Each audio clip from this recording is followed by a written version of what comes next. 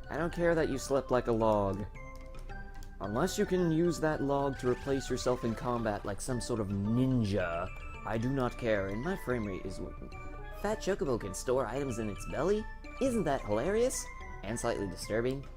Yes, thank you, little girl. Thank you so much for voicing everyone's opinion concerning that.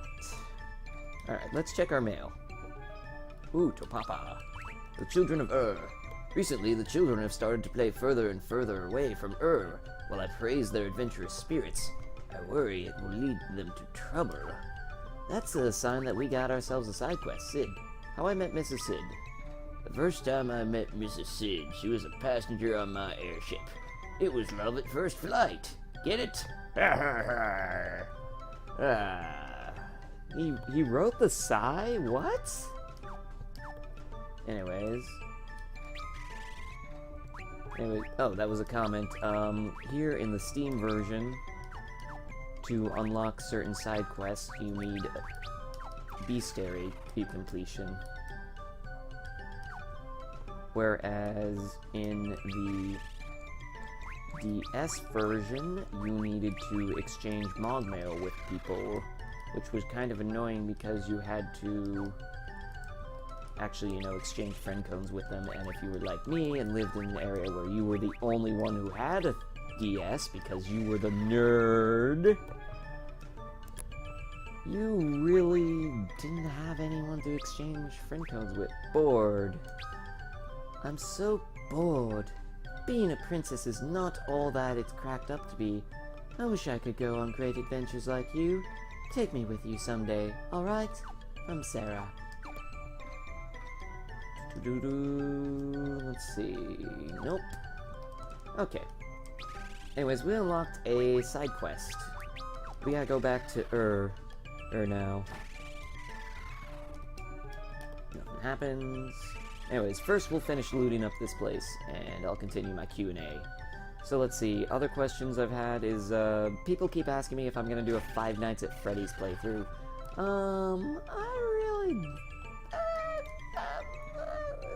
What the heck, who am I kidding? I'll probably eventually cave to pressure. If I do, I'm going to start with the first one. Oh, by the way, these are magic keys they use to unlock doors if you don't feel like changing the thief. I bought a couple just in case we're in an area that we can't really afford to have one of our party members debuffed. Hey, stay out! These greens are very delicate, you know? I don't care, I want to loot your home. I want to see if you've got treasure. Precious treasure, freebies, Okay, creepiness aside, if I do a Five Nights at Freddy's Drinking in Dungeons episode, it will probably be pretty simple, just a thing of, every time we get jump scared, take a drink or something like that. And we're gonna start with the first one. And I won't lie, ooh, treasures, magic key, and some Geishel greens. Yay, free stuff. Anyways, we'd start with the first one. Then, I don't know, see what the reception to it is, and maybe then do the second one. But first off, I actually gotta buy it, and probably gonna wait until it goes on sale or something, because I know that's pretty cheap, but, if I get it, I'm gonna get it exclusively for this show. It's not the kind of thing I'd play on my own. I'll be honest, I don't like playing horror games. It's not that they freak me out, it's what my imagination does with them when I'm trying to go to sleep.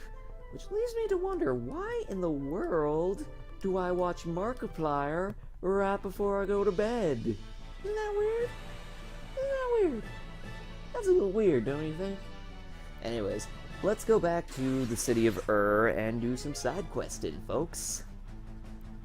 Because if I'm remembering correctly, this is a side quest to unlock a very special job class. Very special job class. In fact, a throwback to the original Final Fantasy III, which is the game that we never got here stateside because apparently Western audiences just weren't ready for JRPGs. Goodness knows I can never get enough JRPG in my life. Granted, there are some gods awful ones. I recently learned what Ubisoft did with the Lunar series. If you haven't heard about it, you lose hit points running. Not away from battles, oh no. You lose hit points running on the map. Now tell me if that doesn't sound a little bit just stupid to you. Just plain stupid. It's dumb. You're dumb, Ubisoft. I'm kidding, Ubisoft's not dumb. Though I do have to question some of their practices, because it's like, I get that you guys want to pump out sequels, like, several per year. You want several spin-off titles, you want those things prepped for every single holiday, you want every one of your big-name titles ready to go. But at the same time, I have to question, how does that affect your development thing? Ooh, job level.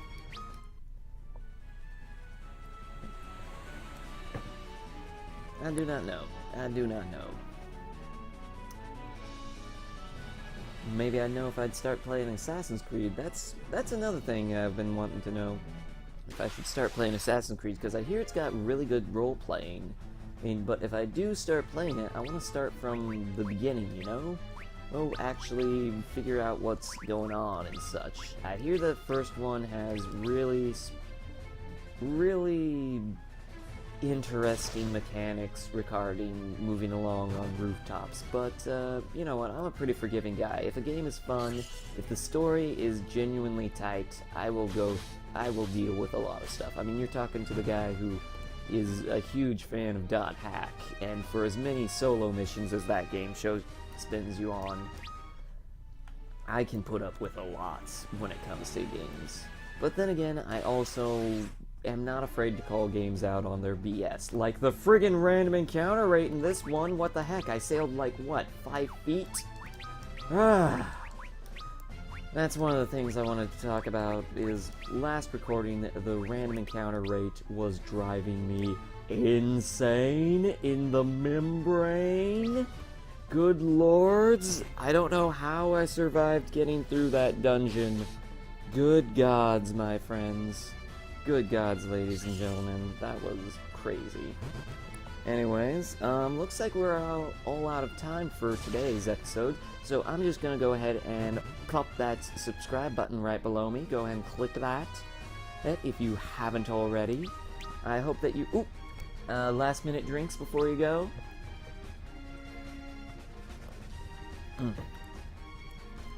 I'm gonna stop the episode and make sure that we actually have good audio this time, because you guys don't deserve having bad audio and stuff. You guys are better than that. You guys deserve a good quality entertainment program. Anyways, we're gonna quick save. Perform a quick save.